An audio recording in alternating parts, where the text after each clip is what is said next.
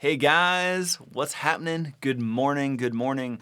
It is 10 o'clock a.m. here in Colorado. And where are you guys coming in from? Why don't you go ahead and type in the chat room or the chat box that you'll see right there on your screen. Just let me know where you guys are tuning in from. We are live. It is August 6th, like I said, 10 a.m. Mountain Time. And first of all, thanks so much for joining me. Wherever you are in the world. And what we're going to be getting into today is some power chords. We're going to review the stuff that we did yesterday. And in case you're just tuning in, and we're going to be talking about some blues techniques and some stuff like that too. So, got a really cool lesson for you. And then also, while you guys are telling me where you guys are tuning in from, why don't you guys let me know, is there anybody out there that showed up at all 3 sessions yesterday? Okay, so that's what we're doing all weekend long. Starting yesterday on Friday, we did 3 live 1 or 1.5 hour sessions. And so we did that into the evening last night. And here we are again tomorrow morning, Saturday morning. And we're going to be meeting up 3 times again today, and then another 3 times again tomorrow. So who out there showed up at all 3 of the events? And also just let me know if you showed up at one of them, none of them, or whatever the case. All right. We've got a lot of people here from all over the United States, Canada, Nova Scotia, London, Washington, D.C., Awesome. Van, Texas. A lot of people are saying, let's see, we got a guy named Eric Minard. He was here for all 3. Awesome. Alex made it for the last 2. He couldn't make it the first one. JT Jones made it for all 3. Okay. A lot of people watch the archives, which is good to know. Hey, Scott from Fort Collins, Colorado. Scott, we are also in Fort Collins, Colorado right now shooting these lessons. There you go. So maybe we can... Never mind. That would be weird and creepy. I was gonna suggest we go. Out. Yeah, you should just come down to the studio. Yeah, just do it live for real. Well, cool, guys. So thanks so much for joining me today. And what we went over yesterday, just for those people that are just brand new and tuning in. And by the way, like, you'll have access to all the archived videos, and those are available on jamplay.com. And in case you don't have a Jamplay membership, keep in mind that the guys at Jamplay are doing this wicked promotion for 7 days. You can log in to Jamplay without a credit card, any kind of commitment, and just check it out and just see all the amazing content that these guys have built over the years, and just such a great guitar learning platform, which I'm really stoked and pumped up to be a part of. And so yesterday we went over 3 sessions. First session was all about the right hand and left hand technique, but especially the right hand technique. So whatever level you're at right now, I don't care if you're a total advanced, crazy shredder, or you're just completely beginner and just getting going, that first lesson I find like really sets a person up for success. And we'll do a quick review of everything today and get you warmed up. So that in that first session, what you can do right now is just to start getting warmed up is just go through that 1, 2, 3, 4 scale. Okay, and if you remember, you can just kind of like just play this at a nice slow tempo or whatever kind of tempo you feel comfortable with, just while we're talking here, and just so you get your fingers warmed up, so that, because I'm going to be blasting into tunes here right away. We're going to be popping up some tracks and just getting going on all the stuff that went over yesterday, okay? So, and if you remember, we also talked about splitting up these numbers, so you can basically pick out any random notes of 1, 2, 3, 4. So say if you go 2, 3, 1, 4, or 3, 2, 1, 4, or 4, 3, 1, 2, or whatever the case is, you can come up with your own pattern, and you can constantly just mix these up. And you can imagine that if you set a timer for 5 minutes, what you can do is actually get a lot of damage done on these. Like, you can just play at this scale a lot, even in 5 minutes. So that's a great way to warm up and just get going. So just go ahead and pick your random 1, 2, 3, 4, and just start slowly going through that. And the big thing here is with the right hand, and we went over to this in thorough detail, but you want to get that hand on the bridge nice and stabilized, right? So that so you got that palm in the right on the bridge, and it doesn't matter if you're on an acoustic or you're on an electric, Gibson, Fender. It all kind of is the same. You want to get that hand on the saddles, wherever the strings are connecting to this part of the guitar, the bridge. Then you're going to want to get that part of your hand right on there. And then as you go up the scale, you just glide your hand up, and so now you can see that part is poking out, okay? And so I'm no longer on it. I'm just like on top of the strings, and it's okay to be on top of the strings. We got the pick held with their finger curl around the pick. Pick set a 45-degree angle, all that good stuff. So, and keep in mind that when you're strumming, of course, I'm strumming. I'm not connected at all, right? However, if I'm doing something like this, where I'm adding in some kind of like flourishes or some licks inside my chords, so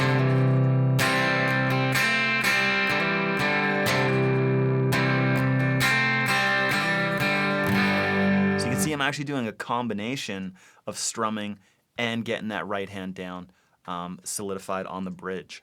So whenever we're playing single notes, guys, it's a really important thing. So what we're gonna do is let's just hop into a bunch of tracks right off the bat.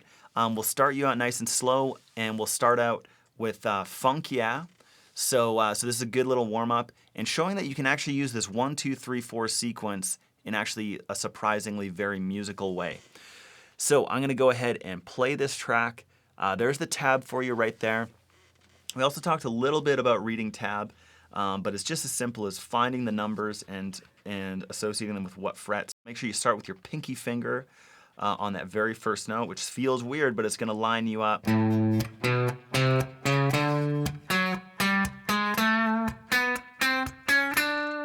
Okay, for the rest of the notes. So here we go. 2, 3, 4. 1, 2. Oh, hold on. Actually, I noticed that it is not at full speed. We're just going to go full 100% here. So here it comes. Here we go. 2, 3, 4. 1, 2, 3, 4.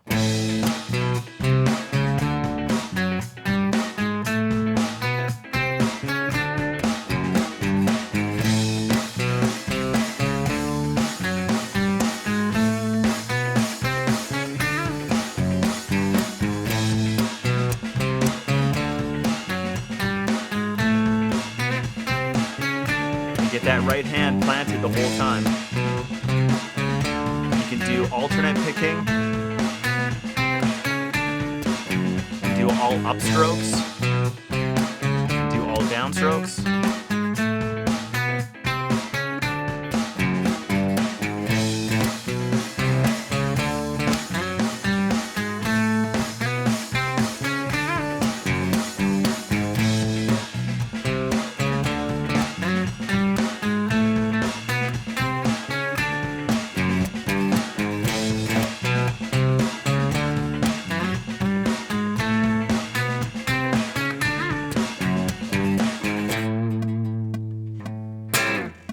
All right, cool.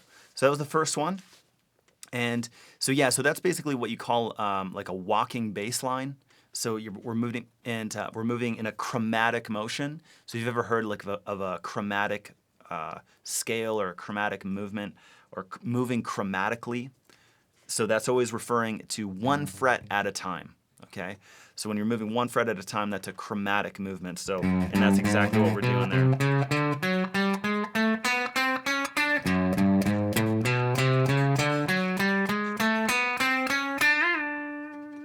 And that actually kind of sounds like a Stevie Wonder riff right there. Anyways, so the next track that we'll do is, and we're going to actually expand on this one in a minute, but what we'll do is the TNT Hey. So we talked about a couple of techniques with this one. So there's the tab for you there, just one note at a time, single note riff. And I'm gonna actually specifically ask that you play it with one finger. And the reason for that, and by one finger I mean your very first finger. You're gonna start on the 7th fret.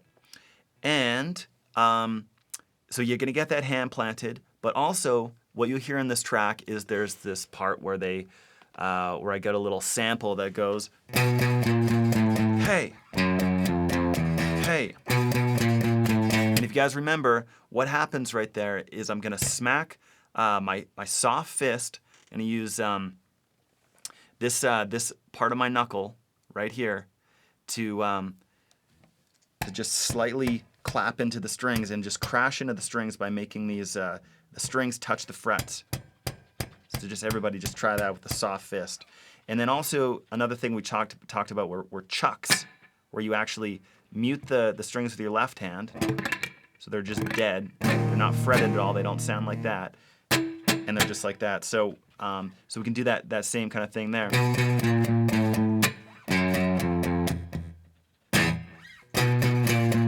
Chuck, chuck, chuck, chuck. So I kind of opt for this because I find it is a little bit better for this circumstance. So here we go. Here's the tab. We're gonna go ahead and play the whole track. Go.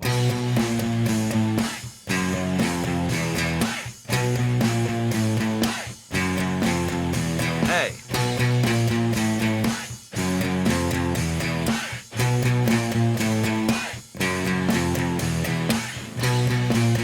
Just wait for that drum fill, and that will tell you when to switch to the next part.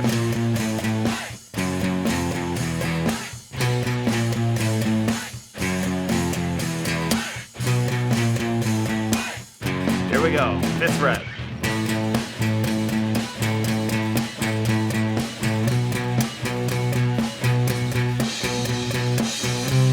And right up to 11.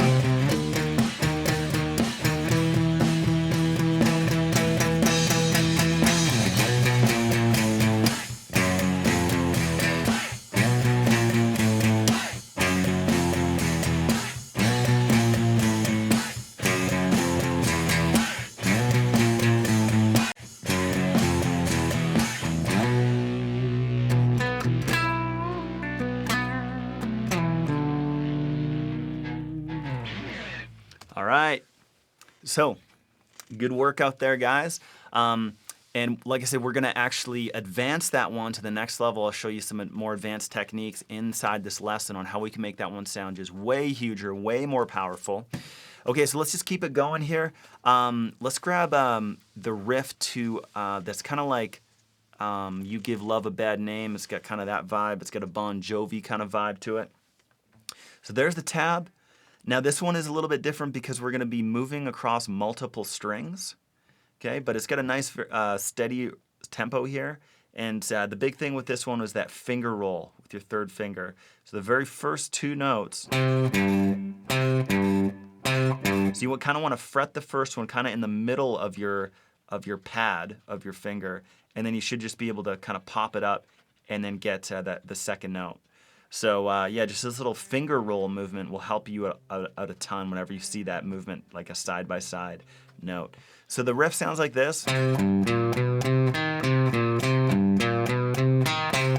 Now, if you remember, the very first step to learning tracks is all about getting that song in your head. So one step that you could do is just kind of hum it, like.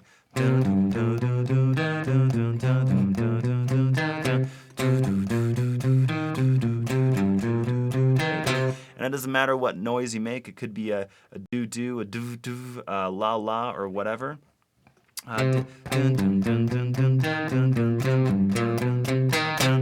so let's just take it nice and slow. We'll go like dun dun dun dun dun dun dun dun. 1, 2, ready, go.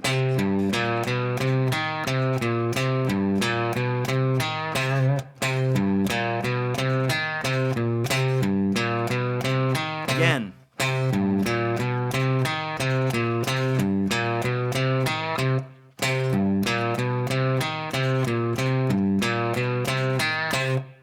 Okay, so that's a great one. And then now let's just keep on moving through all the tracks. And in case you want to get into any one of these tracks a little bit more in detail, just check out the archives. We went into these in full detail yesterday.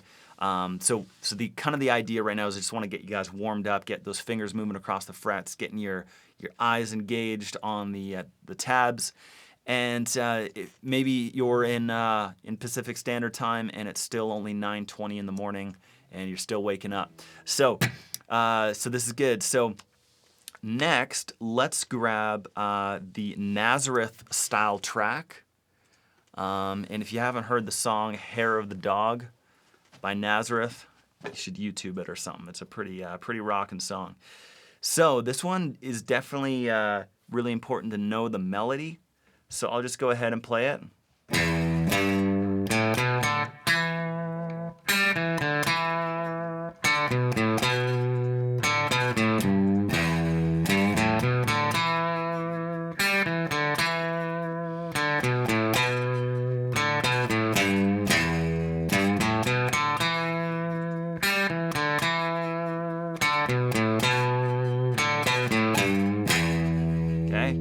So let's go ahead and we'll just play it a little bit slower. Boom, boom, boom, boom, dun, dun, dun, dun, dun, dun, dun, dun, dun, dun, dun, dun, dun, dun. Okay, 1, 2, 1, 2, ready, go. Oops, 1, 2, ready, go.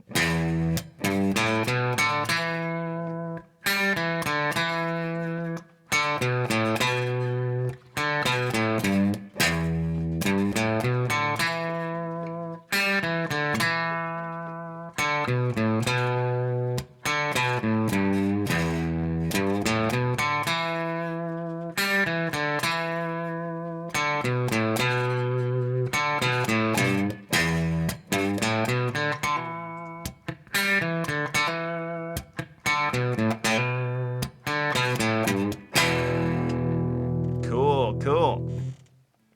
All right, and then let's grab, we did a song in the style kind of like Rage Against the Machine. And so this was just another one of those short riffs. We got some string skipping in here, which is really important. So you can see that we're going to skip the A string and go to the D string. So that first part is do, do, do, do, do. And so you can just cycle that first part a couple times.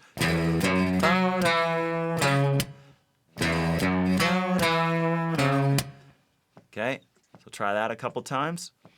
And then on the second part, we gotta, and just a reminder, guys, get that hand planted on this bridge. And on this next part, we've got some 16th notes, which means we're gonna integrate some alternate picking. Okay, so we got.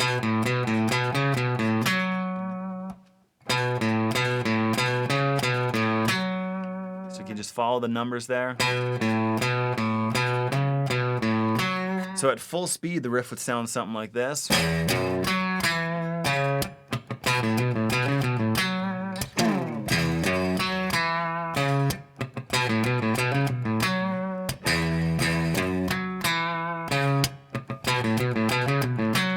Pretty quick, and the only way to really play that fast is with the alternate picking, which is referring to down and up picks.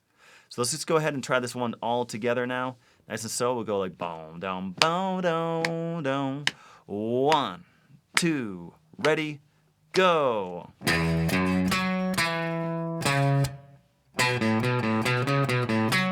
Again.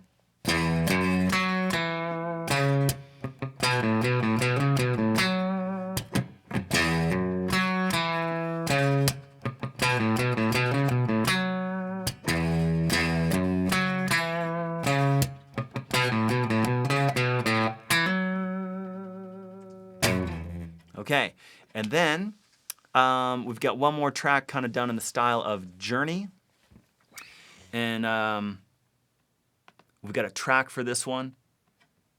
So,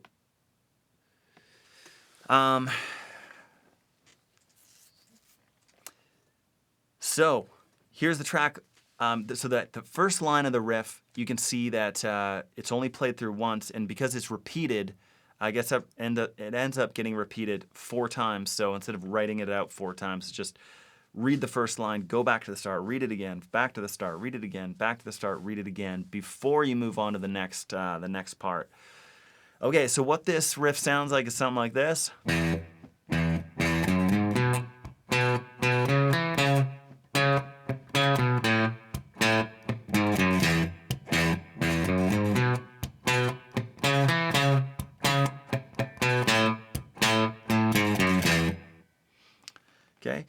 So let's just go ahead and put that on with the track. We're just going to rock it right at 100%. So it is a little bit faster, roughly 120 beats per minute. And then let's just go through all the parts right now. So then the next section, we're just gonna, and we'll upgrade this song too with some more advanced techniques very shortly. So we've got 5, 5, 5, 5, break, 5, 5, 5, 5, and then this is the first time that we've seen two notes at the same time. And in tab, when you see those notes where you see the 7 on top of the 0, they're like right in line with each other, then that means that you're gonna play them simultaneously. So we're gonna plow through both our low string and our A string at the exact same time. Okay, so that's what that line is referring to.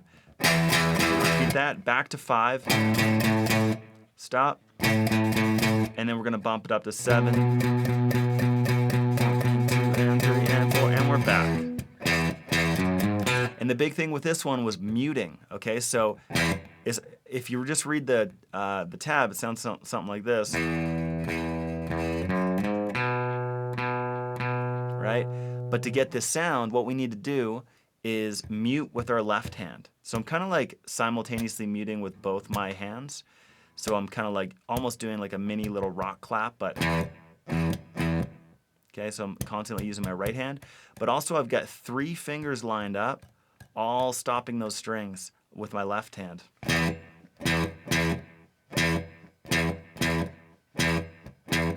So anytime that you see those 3 notes in a row, like the first one would be 0, 0, 0, and then we got this little climb up, 2, 2, 2. Okay, so it's the same thing. Okay, so here we go. Whole thing. 2, 3, 4, 1, 2, ready, go.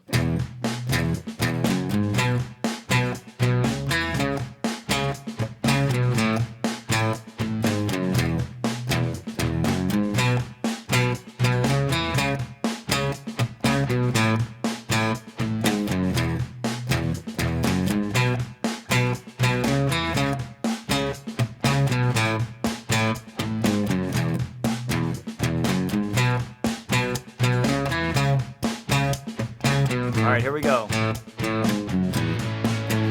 So 5, 5, 5, 5.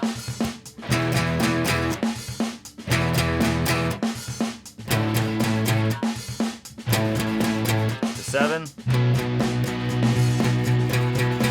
And back to the riff.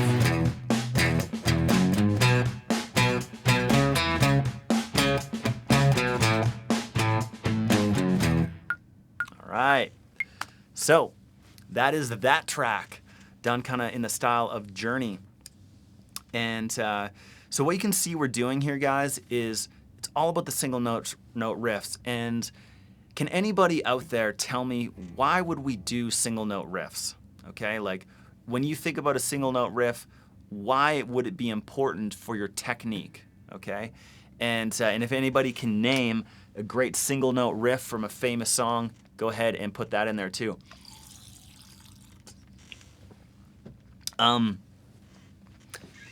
And so this is a 3-day series that we're doing. Day 1 was all based on we went over all these riffs.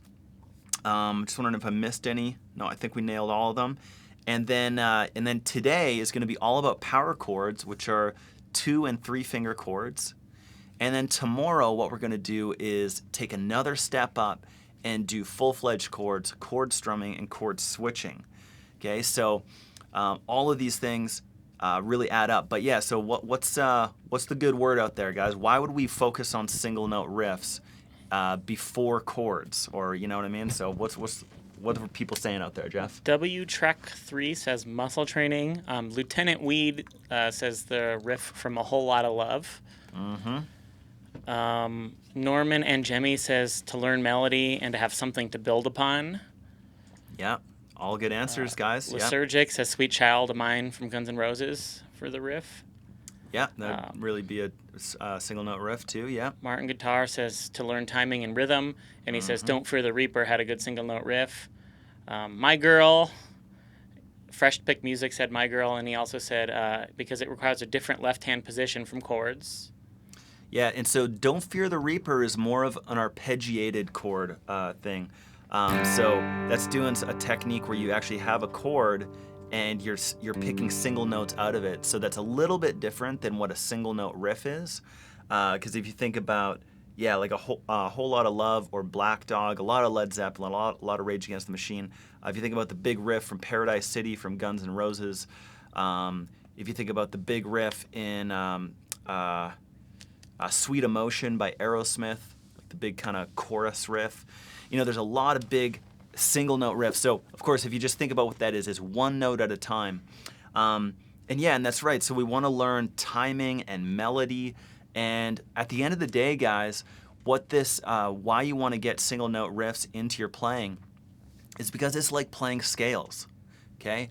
But scales aren't exactly something you can, when your best friend comes over or you have a family member over or whatever, and you pick out your guitar and you go through your E minor pentatonic scale. By the way, I think this is a really good scale to know, don't get me wrong.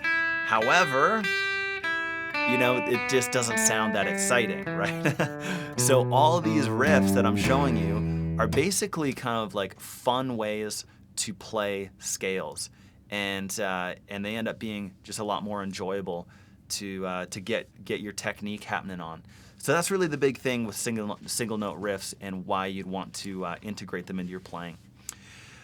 Okay, so the last thing that we talked about yesterday was the introduction to power chords. So what we're going to get into is the 4 shapes of power chords. Okay, so if we just go ahead and actually let's go up to our 7th fret here.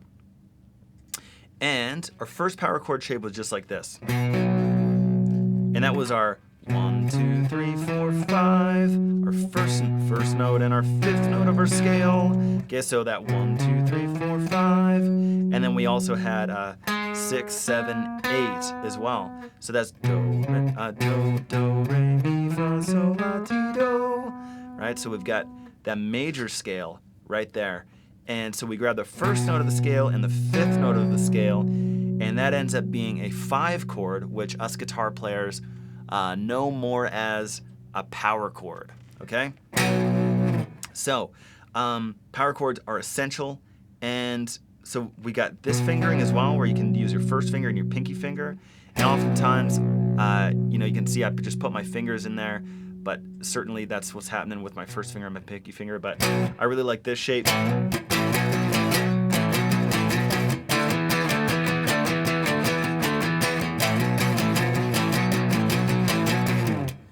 For that kind of stuff, for fast movements.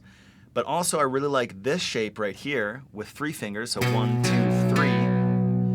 And the reason I like that one is because you get to add on this top string, which is the 1, 2, 3, 4, 5, 6, 7, 8. It's the 8th note of the scale, or your octave. Okay, and if you look at that word octave, it's OCT, think about octagon, octopus, things that are referring to 8 things, 8 sides, 8 tentacles, in this case 8 notes. Okay, so the 8th note of a scale is referred to the octave. It's the same note as the first one, it just sounds higher. So that's your full power chord with the octave. It just sounds subtly just a little bit more powerful than this one. And then with the octave, and back, and with the octave. Okay, so just like I said, just subtly sounds just a little bit more powerful. So anytime that you can use this full-fledged power chord, I would recommend it. Also, you see some people using this bar with to get that octave too. So a bar is when you cover your 3rd finger over 2 strings at the same time. Okay, and then that gets you that full-fledged power chord as well. Okay, so if we think about this riff from that song TNT Hey, it sounded something like this. Okay, so what we can do is we can actually just add on power chords to this. Okay, so all of a sudden we can change this into, okay, And you tell me which one sounds more powerful. Obviously the second one, right? So we've got... And why don't we go ahead and pull up the tab for TNT, hey, the advanced one. Oh, that looks like kind of a little bit weird though. See how some of the lines are missing? I guess we'll just have to deal with that. That's fine though. You can still, so guys, so some of the lines are missing from the tab, but it's really actually okay. What's missing from the tab, Will? I can try to pull it up. Yeah, it's just I'm seeing like just 4 lines. It's like 2 on the bottom and 2 on the top. You see that too? No, I see all 6. Oh, really? Yeah. Oh, that's weird. Okay. It must just be a glitch with the compressing it to go down to 720p. Okay. Okay, so hopefully you guys can see all 6 strings, but I can still see the numbers there. So you can see we got 7 and 9. Okay, so whenever you see your root note and then you've got 2, like if you just add 2. 7 plus 2 is 9, right? So you always, whenever you start seeing these shapes, you'll start recognizing power chords and tabs really quite easily.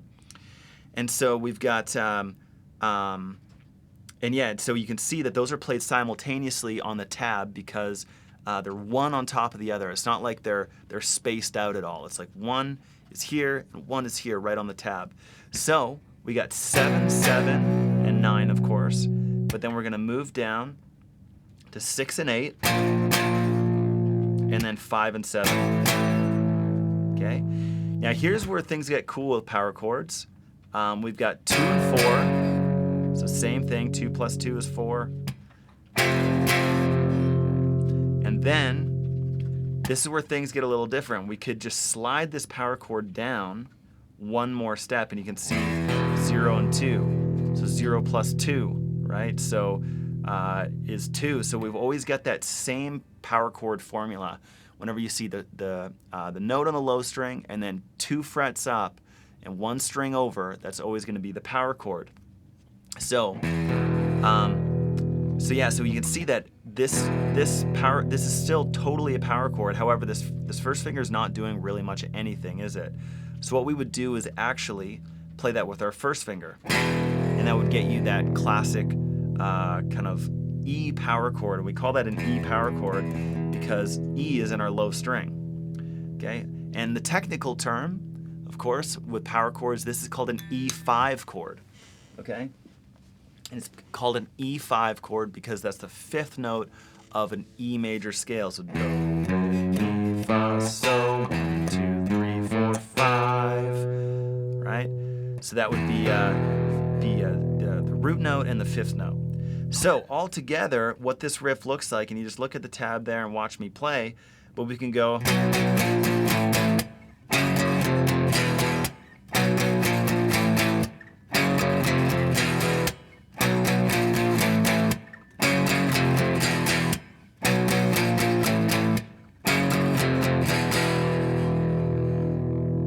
Okay, so all of a sudden we get way more rumble and just a lot more power into these chords as soon as we start adding on that 5th note of the scale. And then furthermore, what you can do to make it even subtly more powerful is add on your pinky finger right behind your 3rd finger. And this would get you that even a bigger power chord shape. So that would look and sound like this. So you could play it like this, but that's a little bit awkward. What I would recommend is to play it with your first finger and actually bar the D string and the A string at the same time. You play all 3 strings at the same time, so you're plowing through your strings there. So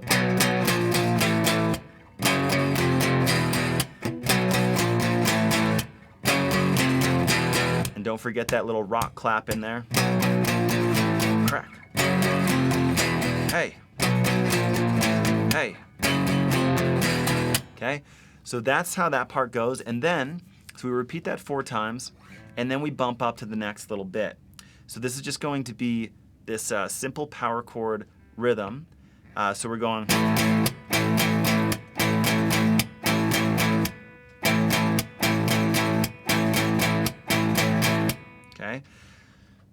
and get that rock clap every time in there. 1, 2, 3, 4. 1, 2, 3, 4. Okay, so that's where those claps lie on, and that's where the snare drum lies on the drums, because we get that doof doof ksh, doof doof ksh, doof doof ksh. Okay, so we're always hitting that ksh, doof doof ksh, okay, with our right hand. Okay, so then we're going to move up to 7th fret, and then up to 8th fret,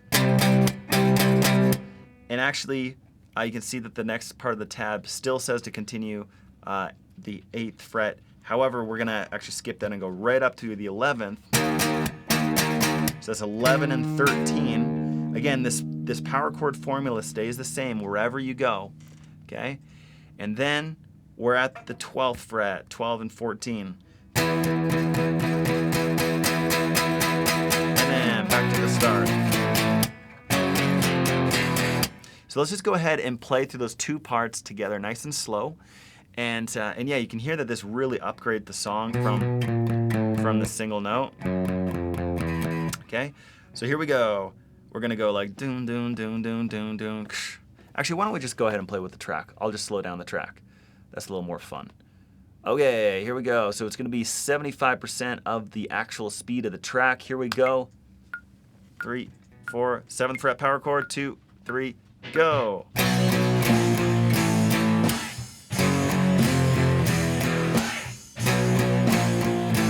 Hey. Get that rock clap on the hey.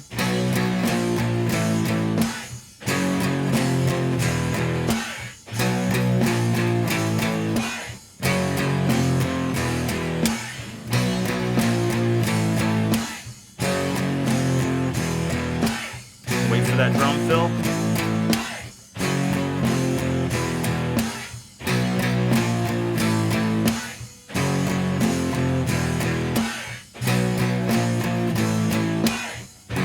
Here we go, 5th fret power chord.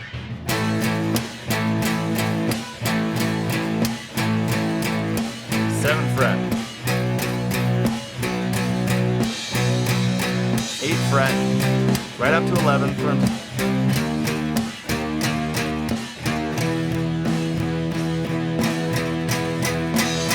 And back to the start.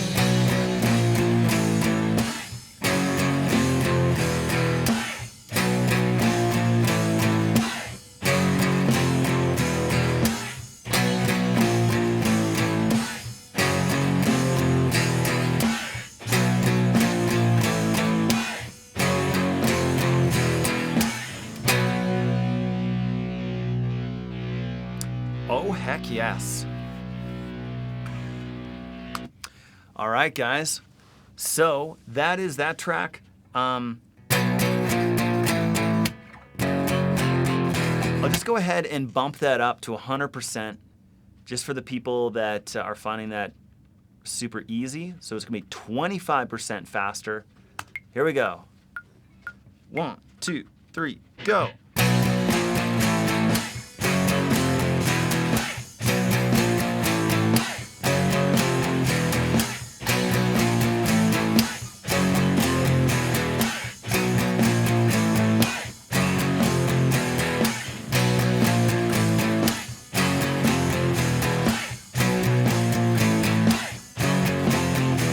Wait for the drum fill.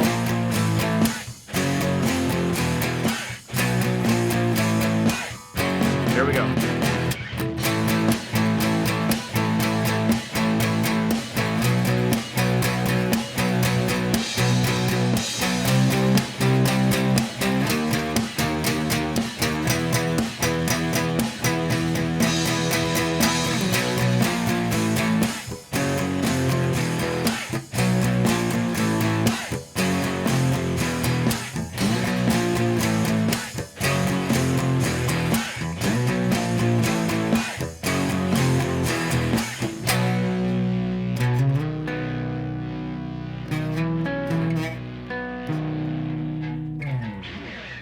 All right.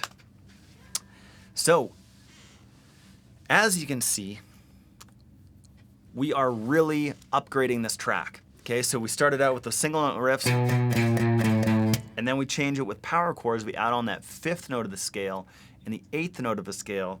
And if the theory stuff is confusing you, no worries. Just think about this shape as a power chord. So we've got our first note, 2 frets up, 1 string over, our third finger, and then right behind it is our pinky finger. And like I said, there's really 4 ways of playing these power chords. We got this version, just the 2 notes. You can play that with your pinky finger, and then you could play this version that I've been suggesting for this track, or you could actually you actually see power chords being played like this. This is my least favorite way to play a power chord, by the way. I just find I don't have as much control over the strings, and I might end up hitting an extra unnecessary string. So this is really my favorite shape. And then if I'm moving really fast power chords, then I like the first finger and the pinky finger, because I just find it just sets me up to move quickly around the strings. Okay, so while we're on the topic of power chords, I want to show you this really must-know important blues technique that you see a lot of people, everybody from, it makes me think about Chuck Berry especially, but also I learned the song by Alice in Chains. Oh my goodness, the song is escaping me, of course, but it's one of their hugest songs. And so an Alice in Chains songs, they're like a 90s hard rock grunge band, and they use this technique too, okay? And it's essentially this kind of sound.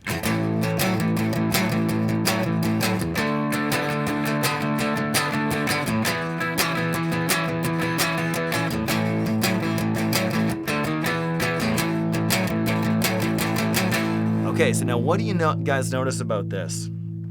What is this shape right here? It's a power chord, right? So all we have to do is just actually add on our pinky finger. I'm making it sound like it's really easy, but a lot of people really find this super hard. And it is hard, actually. So what you want to do is maintain this power chord and see if you can maintain that power chord and add your pinky on the A string, so the same string as your 3rd finger, but just 2 frets higher, okay? And then if you play those 2 notes simultaneously, it sounds like that. It's a little bit dissonant, but when you switch back and forth between,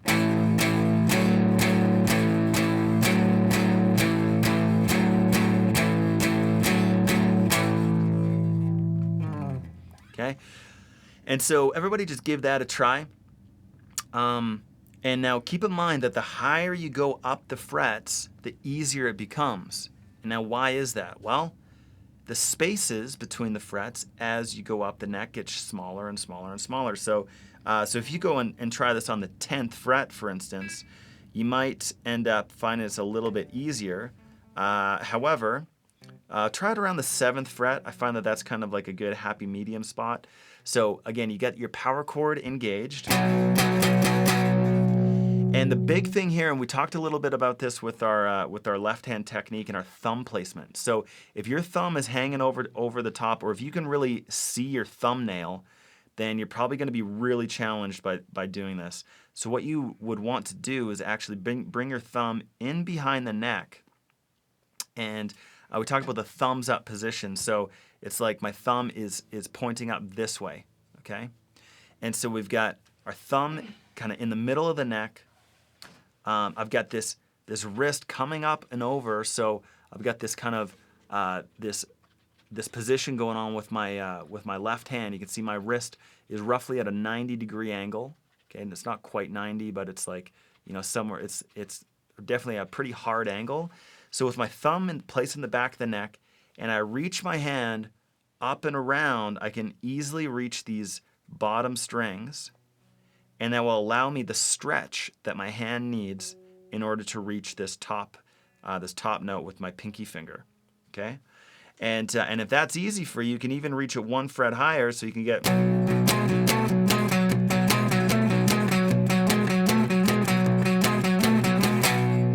Okay. Now I will tell you something that I prefer doing. I like to use my 1st finger and my 2nd finger for the power chord when I do this. Okay, and I actually don't use my 3rd finger at all. So it's still, the same rules still apply. I still have my thumb in the back of the neck. I still have this wrist reach, and yeah, I just find that it just lines up a little bit better when I personally use my second finger. Generally, the technique is always with your third finger. That's how you see a lot of the pros doing it. And a lot of people would generally find this a little bit easier. Play it with your third finger. So now, what you can do with this particular little riff is you can actually move it around. The best place to move it is actually just down one set of strings and play it there. And then back to the first one. I'm down on 5th fret now, by the way.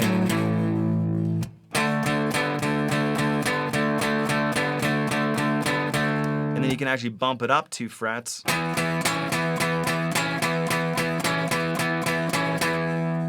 And then back to the start. Okay. So you can see that not only with power chords can we play some sort of heavy rock riff like,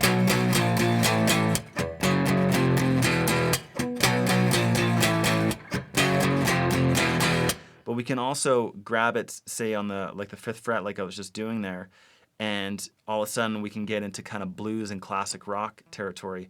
Kind of like if you think about a song like Johnny Be Good by Chuck Berry, it has this very similar vibe.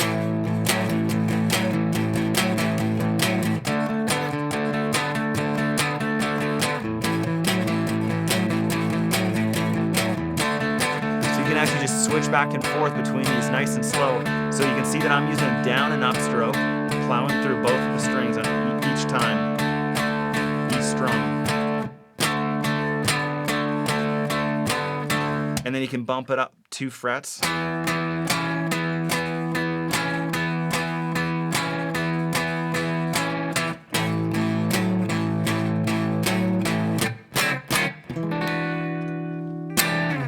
Okay. So who out there has a burning wrist right now? Whose hand and whose wrist is just on fire right now? Okay, and let me know, because it's very normal for your wrist to just be like, oh, you know, and you just got to take a break and just shake it out, because that is pretty tough, and that's actually the reason why I'm showing it to you, so that you get a new pattern and a new shape under your fingers, where you can essentially treat this as a scale. It's like another fun way to practice guitar. It's like you're practicing not only a classic technique that'll help you play everything from the Beatles to Chuck Berry to Alice in Chains, but it will, but it's also just strengthening your hand. Okay, and so what you can do, and I've done this a lot with my one-on-one students, is we actually set a timer. Okay, and see how long you can just sit on this one chord and go.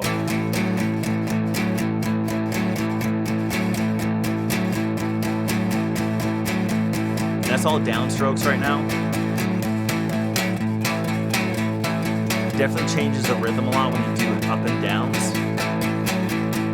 So that's all downstrokes again. You can kind of hear the difference.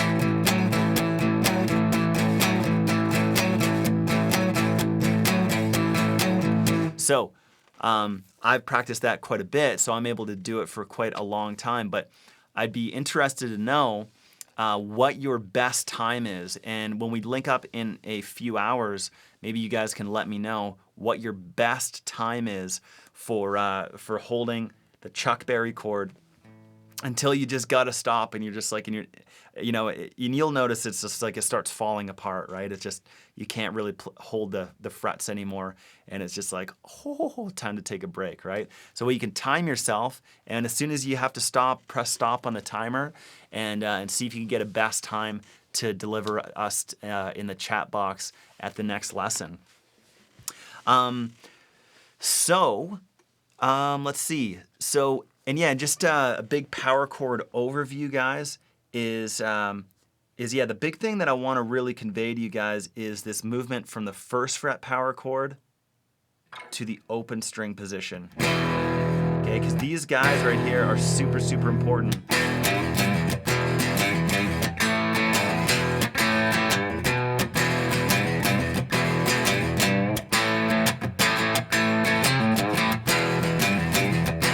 Okay, so, I'm just like jamming on some sort of rock riff there.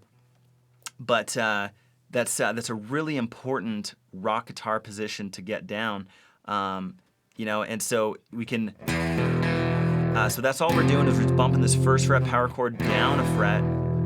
So it's really important to recognize the same relationship exists here. It's just a power chord, but my first finger isn't doing anything when it's just resting on the nut here. So we would end up barring those two notes with our first finger. So we can also do that down a set of strings. So you've got the A string, the D string, and the G string engaged too.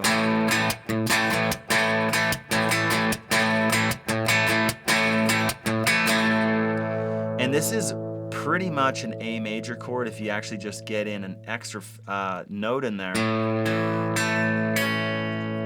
And that's actually technically an A major chord.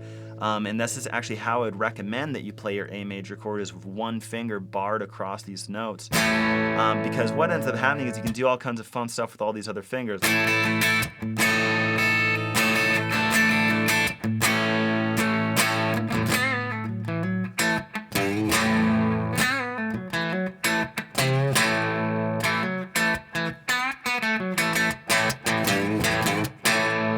Okay, and you can see that the one thing that's very consistent through me jamming there is this A power chord shape. And like I said, if you just extend it over the B string too, you can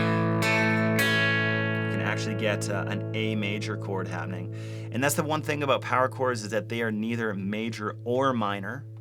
Okay, and yeah, so that's kind of a cool thing about power chords, is they can kind of take on really either sound.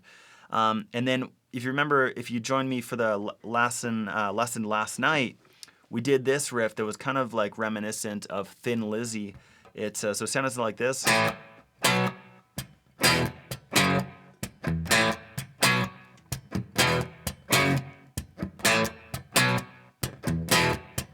of sounds like the song Jailbreak a little bit. So we started with this A power chord, and then I did a second fret power chord off of the A string. Okay, and that's like a really important way to be able to communicate and understand where that is. So a 6th fret power chord on the E string would be here. You know, a 7th fret power chord off of the A string would be here. All right, a 2nd fret power chord off the A string would be here. All right, so I'm referring to the A string being my root note in this case. The lowest note of the chord is almost always going to be the root note of the chord. Okay, so we had that A power chord to 2nd fret of the A string power chord to an open E power chord to a 2nd fret of the low E string power chord. And these, of course, all have technical names, guys. This would be an F sharp 5 chord right here, but that's kind of getting more into knowing your notes on the fretboard. And actually, everybody has access to Jam Play this week. And if you don't already have a pass, then make sure that you do get one and get access to my course called Rock Guitar for Beginners. That's what it's called, Rock Guitar for Beginners. And later on in that series, I go through all the kind of rules on how to find all the notes on the fretboard and exactly how to play really any major and any minor chord. And it's really helpful for power chords too. So literally you can play any power chord. You'll know where a C sharp power chord is, an A power chord, a G power chord, a D power chord, and all that kind of stuff. So it can be really, really helpful to know your names on the names of the notes on the fretboard. But we won't be going into that this weekend. We're going to be just mostly focusing on the techniques. So I'll tell you what, guys. Let's go ahead and hop into this track one more time, because we just did a big upgrade to TNT, the TNT Hey, it's called. So here we go. So we're going to go ahead and play it at full speed. Again, it kind of sounded like this, just to refresh your memory. And then we had this this movement through the 5th. And get that rock clap in there, okay?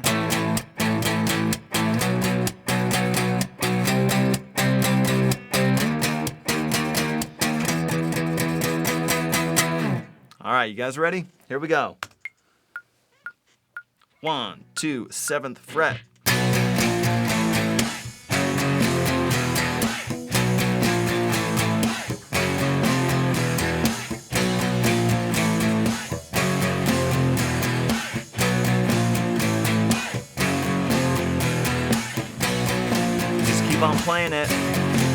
until you hear the drum fill.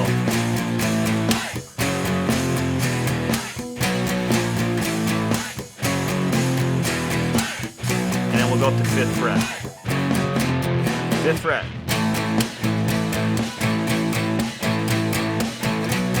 7th fret. Up to 8th fret. 11. And then 12. And then back down to 7.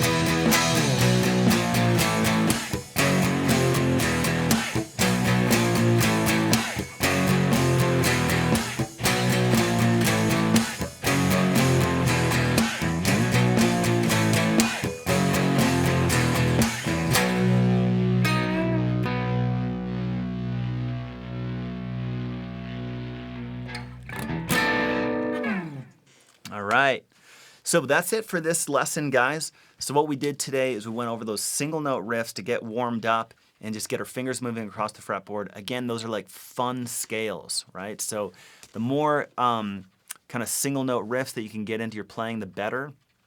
You can definitely check out like a lot of Led Zeppelin songs have them. Like I think about The Ocean. Whole Lot of Love is kind of a single note riff. There are some kind of double notes in there, but you can certainly get the gist of it. There's a riff in Hey Joe by Jimi Hendrix, which kind of follows that 1, 2, 3, 4 pattern. It's a great one to learn. The riff from Paradise City by Guns N' Roses. If you like kind of newer stuff, Rage Against the Machine and Audioslave have a lot of really great, heavy, single note riffs that are funky and they're catchy. And yeah, like Aerosmith does it too in the song Sweet Emotion, kind of the big, heavy, charging riff. That's a single note riff. So yeah, so they're like fun scales. They're getting your fingers moving across the fretboard. And we're essentially kind of taking your fingers to the gym. We're just pumping iron and just like getting these things just so they can fly across the fretboard. And also, most importantly, this stuff is going to set you up for tomorrow when we're doing full 4-finger chords. So we're utilizing all 4 fingers in kind of some complex patterns.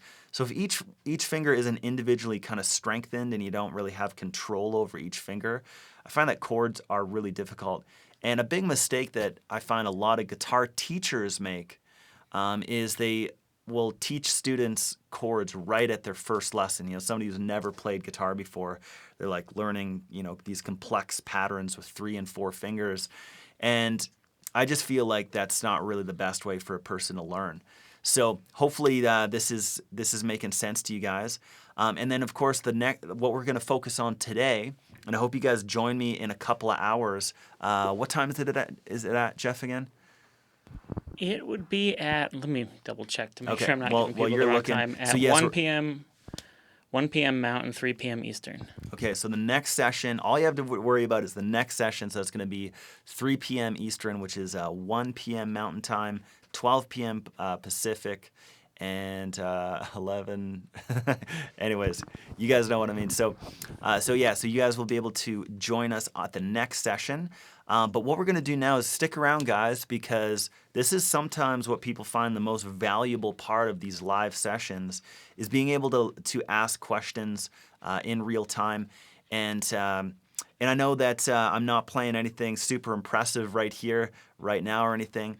But you know, I've gone to Berklee College of Music and I've studied music, and I graduated from that program. Also, I was in Los Angeles for a bunch of years touring, and I was been really fortunate and grateful to have toured, performed, and recorded with some legitimate rock stars. And so you guys have full reign right now, and I'm happy to answer any questions about guitar that you guys might have. And it could just be like anything, like maybe you guys have gear-related questions, that's cool. Maybe you guys want to just let me know what your biggest challenge is with guitar right now. You know, what is your biggest number one challenge with guitar? And, and what's your biggest question when it comes to playing guitar? You know, so here's some just kind of big overall questions. But let's just go ahead and open it up and see what we got. But yeah, and guys, like I said, make sure to stick around in a couple hours when we link up again. We're going to keep on moving forward on these power chords and getting some new techniques in the books. And then if you don't have access to Jam Play already, just know that they are doing a 7-day free pass right now. So make sure to get logged in for that. All right. We have a question from Max Chell, who says, what can you say about learning power and bar chords for people who have small or smaller hands? Okay. Awesome question. And I find that people with small hands tend to make a lot of excuses. You're probably not getting the answer that you want to hear from me right now. I will give you some tips and tricks, no worries. But okay, so let me put it to you this way. I've taught a lot of guitar, and I've taught a lot of kids guitar. And so I always think about this little 8-year-old girl that I was able to teach how to play bar chords, these full 6-string crazy bar chords. And she was strumming, singing, and up on stage playing with a band and playing big bar chords. So that being said, if what is usually holding somebody back from playing bar chords is not small hands. Okay, that makes sense, right? If a small child can play like big crazy bar chords, then probably I'm assuming that you're an adult, so probably you can do these big crazy chords too. And so, what was the question again? Can you just pop it up just to make sure I'm nailing it? It was bar chords and power chords. Yeah, for Yeah, people bar with small chords for hands. people who have small hands. Yeah. So there's a bunch of tips with the bar chords, and we'll probably go into this stuff on Sunday a little bit more. But the big thing is having your thumb in the back of the neck. But the biggest thing that I can tell you about barring, if you're doing a big bar over 6 strings, don't get your finger flush with the guitar like this, okay? What you actually want to do is get your finger so it's actually hanging over. You can see that it's really hanging over at like my first knuckle there, okay? And so what that ends up doing is just allowing the bar to just happen a lot easier. So when you build up this bar chord, having that finger hanging over, and you can even try it like all kinds of different lengths. But I have found it almost always if you try to have your finger flush with the guitar, you'll never get a bar chord. And in fact, check this out. Okay? So I have to really focus and really pull back with my left arm to get that B string to work. Okay? But as soon as I do this, just let it hang over a bit, I can get it clear every single time. Okay? So that's the big thing. And yeah, so between the thumb and your first finger hanging over, so your thumb would squeeze into the back of the neck, and then also you can kind of think about this side of your finger instead of like using the kind of this side of your hand. You want to think about kind of barring it on the side of your finger because there's just like a little bit more kind of stiffness to your finger there on the side. And I find that really helps with getting bar chords too. So those are just some quick tips. And yeah, and I mean like definitely that wrist angle that we talked about would really help. You know, the big kind of reach around. Again, you're gonna have to do that, right, to get your first finger pointing way over, because that's the big difference is that when my fingers flush there compared to when my fingers hanging over, look at my wrist. I just have to bring my wrist forward, and so I get it more into this kind of not quite a 90-degree position, but definitely like this angled position for my finger to hang over. So that's the big thing with bar chords. So I find it's mostly really people are challenged by the technique of them, but what you have to do is just keep on making tweaks. Just keep on tweaking and tweaking and tweaking until whatever works. Whatever gets you those chords, then that's going to be right, okay? So just keep on tweaking, man, and you'll eventually get them. And like I said, like just keep on the single note riffs that will strengthen your fingers, and yeah. So that's kind of the progression that I like to go in is single note riffs, power chords, full chords, and then only when those 3 elements are really down, super solid, then and only then would you really want to attack bar chords, because bar chords are very challenging for a lot of people. Hey, Will, is it possible for somebody just to have a guitar that is not good for their hands with a neck that's too wide or, really high gauge strings? Is that a possibility that could be preventing somebody from playing bar chords correctly or Yeah. power chords? Yeah, 100%. Yeah, so typically like a nylon string guitar or a classical string guitar has a very wide neck. However, even though they have a wide neck, they also have very soft nylon strings, right? So those are generally kind of a little bit easier to press down. And yeah, that's something to check into. Like what you can do is you just look down at your guitar in your lap right now, and you just look like how high are the strings off of the guitar, right?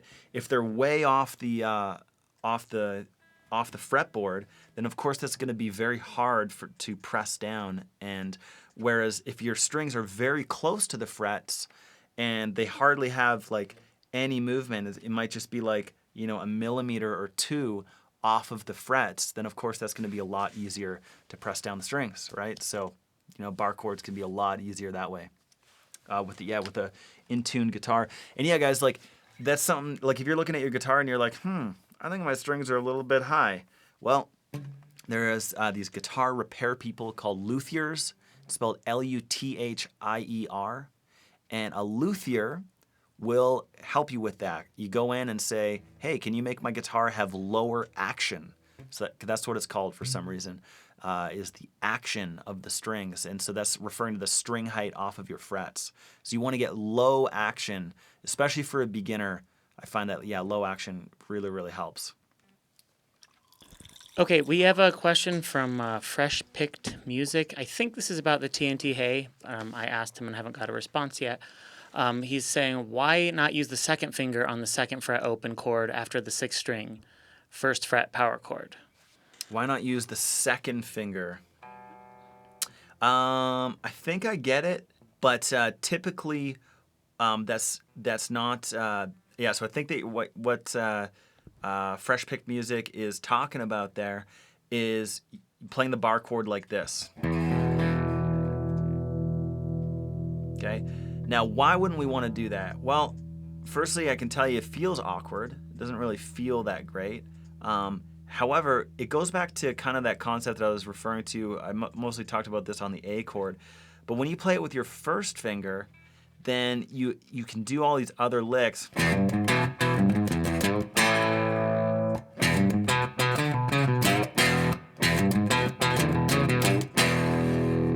Okay? And so you've got all these other fingers to do all kinds of other riffs.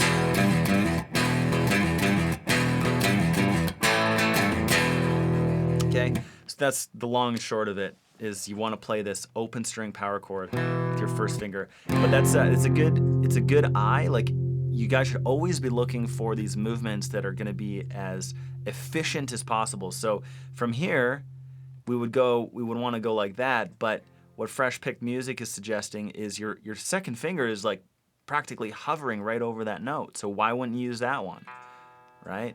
So you're on the right train of thought there. But yeah, typically you want to play that with your first finger, so you have all these other fingers to do riffs and it will come in handy. If you're not doing it right now, it will come in handy to play that with your first finger. Okay. Anything else, Jeff? Yep, we do have some more questions here. Cool. There's one from Jay Davis. I might have typed his name wrong. He says, what do you do with a fifth string power chord? You don't have your finger hanging over the neck, in regards to the earlier discussion about small hands. Okay, I was referring to bar chords, right, guys? So what do you do with a fifth string power chord? You don't have your finger hanging over the neck. Okay. Okay, so what JD here is talking about is when we're talking about a fifth string power chord, we're talking about our fifth string, our A string.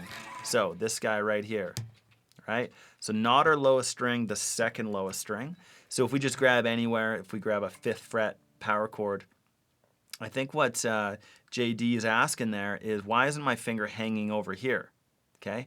Well, that actually completely changes the root note of the chord, because I want my root note to be on the A string, okay? And by the way, you can see that the very tip of my finger is touching this low E string, okay? So I can actually plow right through it with my right hand, and I don't have to worry about it ringing, otherwise it's gonna sound like this. All right, which sounds a little distant, and it's almost like the clouds just rolled in, and it's like a little thunderstorm on that chord.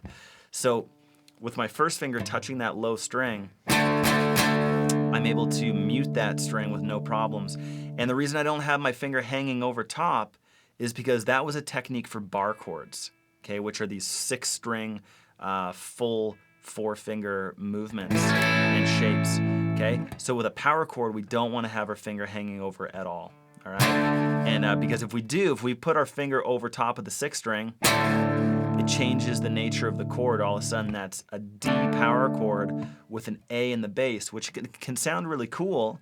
Like, check it out. It's kind of like the difference between this and... Okay, so it sounds a little thicker, a little more powerful, but typically you don't really... there's only like a certain...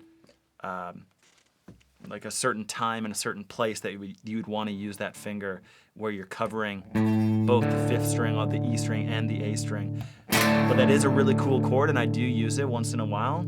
But yeah, that's the big thing, is you really want to have just your 1st finger on the A string and the A string only, all right? Okay, we have a question from M. Chekulov. Forgive me if I pronounce your name wrong.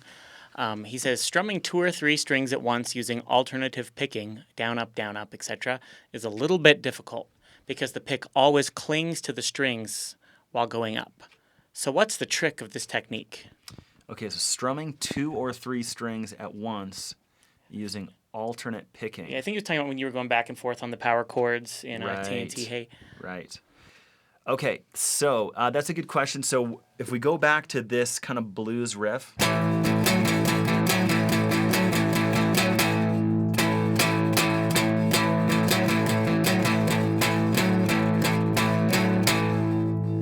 I think that what MC's talking about there is when we do a downstroke, that's pretty easy, but when you do an upstroke, a lot of times it's kind of hard to hit the right strings and stuff like that. So I kind of think about up picks, like when you're moving your pick in an upwards direction, it's like using your non-dominant hand. So say if you're right-handed, obviously your left hand just isn't as coordinated and stuff like that. So an up pick, like picking in an upwards direction, is similar in that way, that it kind of feels like you're using your non-dominant hand.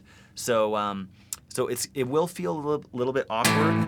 What you can try doing, honestly, is just plowing your pick through the strings a little bit harder, and that will just make more connection and just a more solid connection with the strings. And that might help you plow through those strings without getting caught up and stumbling on them a little bit. And I totally know what you mean. Like, I've taught this a lot to students on one-on-one, and yeah, a lot of people do get challenged by that. So what you can try doing is just doing downstrokes, which will get you into that territory. And you can also try doing upstrokes. And just take it really slow, right? So it's nice and easy. And that will just help you get plowing through the strings. Also, you might want to try a thicker pick. I'm a big fan of using at least a 0.75, and I typically like closer to a 1 millimeter size pick and thickness, because I just find that just helps me plow through the strings a little bit easier, especially on little riffs and licks like this. So hopefully that answers your question. I know what you mean, though, that can be really tricky. All right. I will let you know if he has any follow-up questions. Mm-hmm. So I've told some of the people in the chat that we're not really using an amplifier here. We're using an 11 rack on clean. But I figured you could talk a little bit about the tone that you normally use. He says, oh, I made a typo there. But it's supposed to say, are you using distortion and what kind? Or do you usually go straight into the amp? Yeah, so a lot of times when we're recording and stuff, like for instance, all the guitars that you hear on the recordings, those are using essentially fake guitar amps. They're using like software-based guitar amps, which are getting really good these days, by the way. There's companies like Amplitude and stuff like that produce really like realistic sounding guitar amps. So we're plugged into this rack-mounted thing. It's totally all electronic, all like software-based. that's emulating a guitar amp. And yeah, I mean, they sound pretty good. The one thing I do have, I have a little Maxon OD9 pedal, which is essentially a tube screamer, which is a really famous overdrive pedal. And so it's just kind of the difference between this and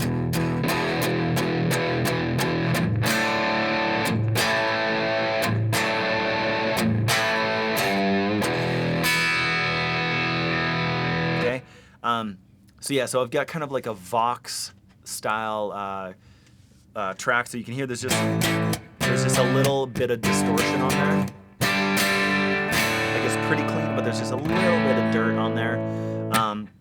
And so yeah, so it's a Vox style clean amp, or not totally clean, but yeah, a little bit of dirt on there.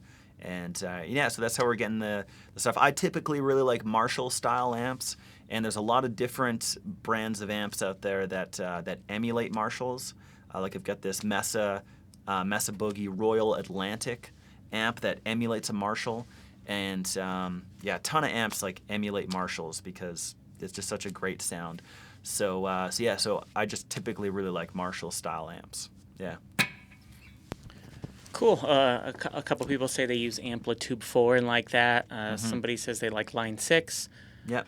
Cool. All right. So, I mean, typically you're always going to get a better tone out of an actual amp. That's been my experience. However, like I said, the software stuff is getting really impressive and just very easy to use. And sometimes you can find out, like, man, I never thought I knew I'd like a Vox style amp, and then that might take you down a path of like buying an actual tube amp made by Vox. You know what I mean? So that's what I kind of like about software stuff sometimes, is it can kind of introduce you to different tones and kind of teach you what you like. You know, and especially effects. You know, you might learn that you really love a phaser pedal, or you really love the chorus pedal. So then you can actually go out and buy the real thing. And in my experience, especially when you're getting high quality gear, and you're spending like $200 or $300 on a pedal, then you're getting kind of like something that the software really can't replicate.